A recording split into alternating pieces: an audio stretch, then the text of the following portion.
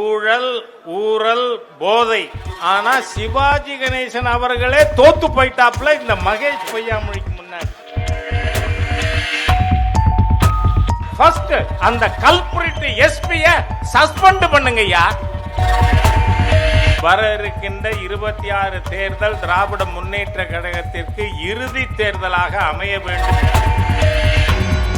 ஊழல், ஊரல், போதை.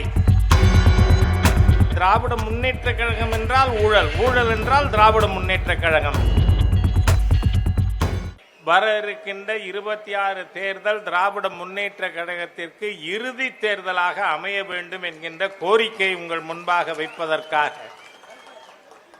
ஏனென்று சொன்னால் இன்றைக்கு தமிழகத்தில் இருக்கின்ற ஊழல், ஊரல், போதை இந்த ஆட்சி வீட்டுக்கு அனுப்பவில்லை என்று சொன்னால் அடுத்த தலைமுறை அழிந்து போகும். தமிழகத்திலே மிகப்பெரிய தீய சக்திகளின் ஆட்சி இப்போ தமிழகத்திலே நடந்து கொண்டு இருக்கிறது.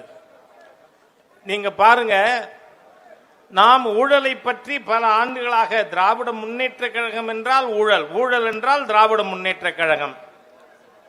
ஏனென்று சொன்னால் 1976 திராவிட முன்னேற்ற கழக ஆட்சி நீக்கப்பட்டது ஊழலுக்கு எதிராக.